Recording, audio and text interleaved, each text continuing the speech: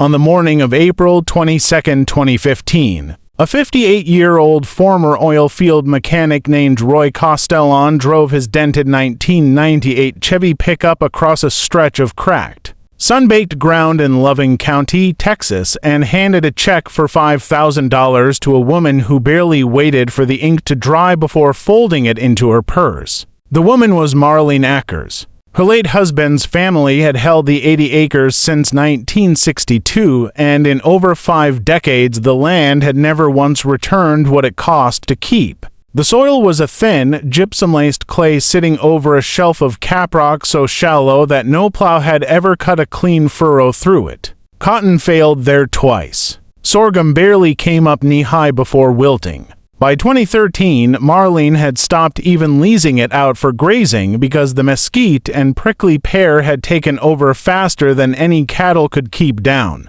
The field sat idle, collecting dust and a slow, accumulating shame. So, when Roy Castellon offered $62.50 an acre, Marlene signed before her lawyer had even finished reading the deed aloud. The neighbors didn't blink when they heard. In that stretch of Loving County, everybody understood those 80 acres were, by any sane measure, worthless. What none of them knew, what Marlene Ackers never suspected, what Roy Castellon himself barely dared to hope, was that beneath that gypsum clay and caprock shelf, a reservoir of crude oil had been sealed for nearly 40 million years. For years after that handshake, petroleum geologists would place a conservative valuation on what lay beneath Roy's worthless field at just over $14 million.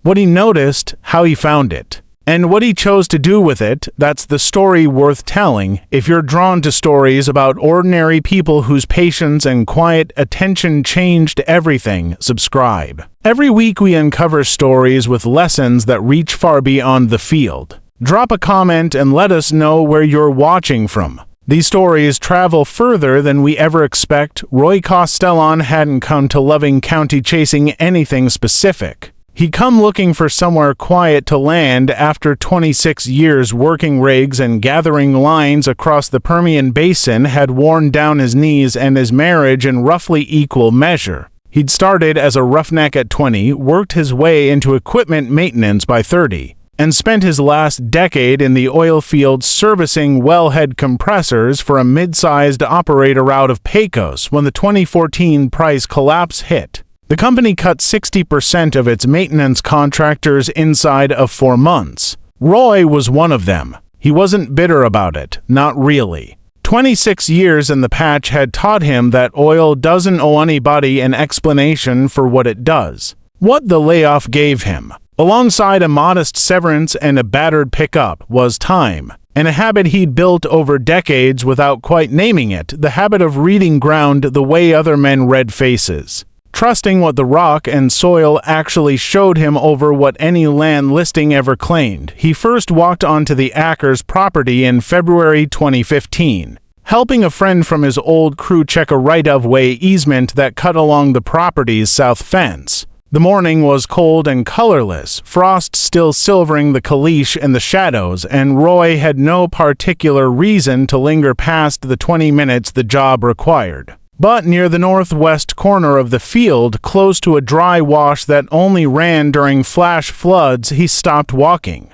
Every other acre around him was the same bleached gray tan as old bone. In that corner, across maybe 2.5 acres, the ground held a faint, almost oily dark stain that didn't wash off with the frost like everything else. A thin skin of terry residue clung to loose gravel near the wash's edge, and the mesquite there grew stunted and slightly yellowed, unlike the healthier stands elsewhere on the property. Roy crouched down, rubbed a pinch of the dark gravel between his fingers, and caught a faint, unmistakable petroleum smell that had nothing to do with any equipment nearby. He straightened up, said nothing to his friend, and drove home, turning the smell over in his mind for the better part of 6 weeks before he called Marlene Ackers after the purchase closed in April. Roy didn't rush anything. For the first 2 months, he walked the property most evenings, marking observations in a spiral notebook he kept on the truck's dashboard. He tracked where the dark staining spread and where it stopped abruptly, almost like a boundary line drawn underground. He noted that the stunted mesquite followed the same rough footprint as the staining, and that the dry wash, even in a dry spring, occasionally carried a faint iridescent sheen after the rare light rain. In June, he paid a small independent lab in Midland to run soil and residue samples from 6 locations across the field. The results confirmed what any oil field hand already half suspected. The dark residue was weathered crude, seeping naturally along a fracture line in the caprock, degraded at the surface by decades of sun and air but unmistakably petroleum in origin. Surface seeps like that don't happen by accident. They happen because something below is under enough pressure to find a crack and push through it, slowly. For longer than anyone alive had been watching, Roy contacted a geology professor he'd once done contract work for at a small technical college in Odessa, describing the seep pattern, the stunted vegetation, and the fracture line running roughly northeast to southwest. The professor, a soft-spoken man named Elias Whitcomb who'd logged 30 years mapping Permian Basin formations, drove out himself the following week with a magnetometer and a stack of old regional survey maps nobody had looked at in a decade. He left for hours later considerably more animated than he'd arrived. Elias's old surveys showed something ground level walking never could. The Acres property sat almost directly above a small, structurally isolated fault block, a compartment of the broader basin cut off from the main producing formations by ancient fracturing.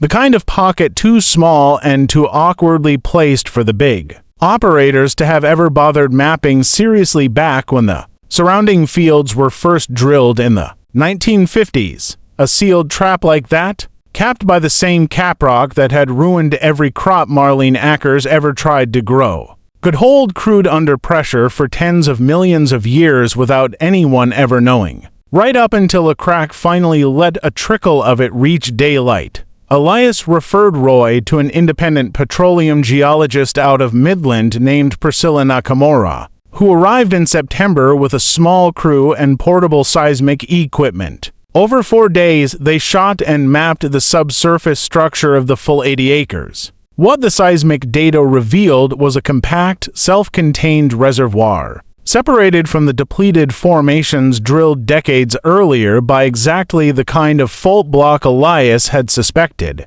Still substantially pressured, still largely untouched. Their conservative estimate came in at 1.8 million recoverable barrels, in a basin where most nearby legacy wells had declined to a fraction of their original output after 60 years of production. A fresh, isolated, still pressured pocket that size was the kind of find independent geologists spend entire careers chasing and rarely catch.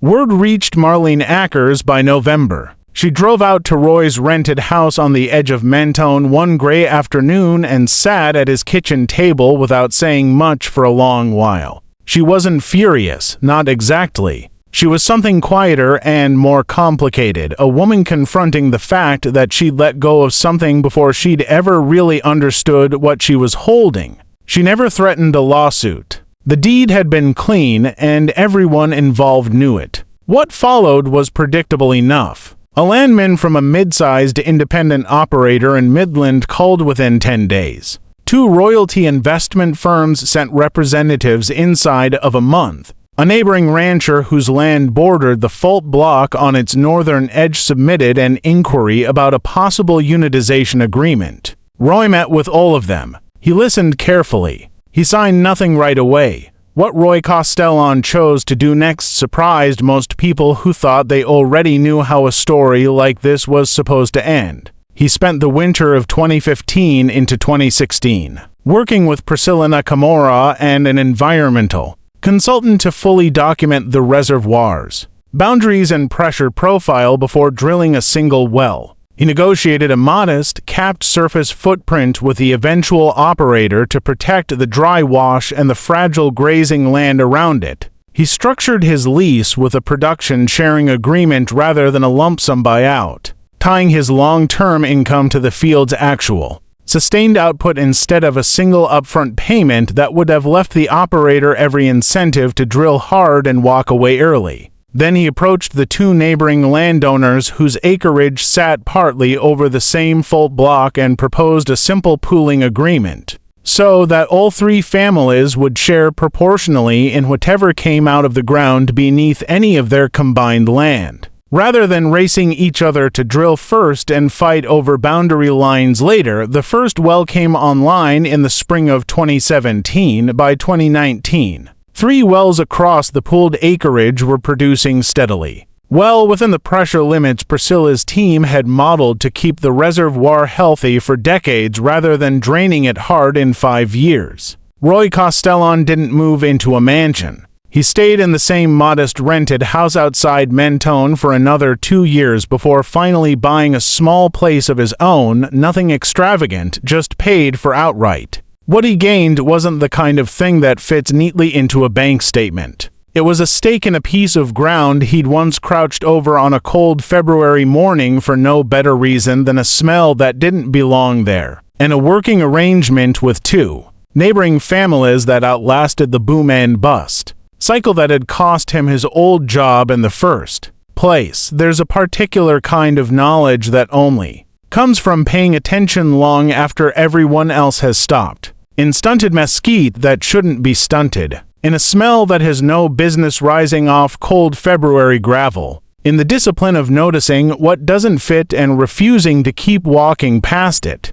Roy Castellon wasn't a geologist. He wasn't lucky, not in the simple sense of the word. He was a man who'd spent 26 years learning to read ground the way other people read weather, and who trusted that reading over the flat, unanimous verdict of everyone who'd ever looked at those 80 acres and called them worthless, the oil had been sitting there for 40 million years. It waited beneath $62 an acre of cracked gypsum clay that nobody wanted. The lesson was never really about oil. It's about what we decide is worth a second look, and what we sign away without ever asking why it feels wrong to let it go. Wendell Berry once wrote that it may be, when we no longer know what to do, we have come to our real work, and that when we no longer know which way to go, we have begun our real journey. Roy Castellon didn't know what he was looking for on that cold February morning in 2015. He only knew that a smell that didn't belong deserved a second look. That was enough.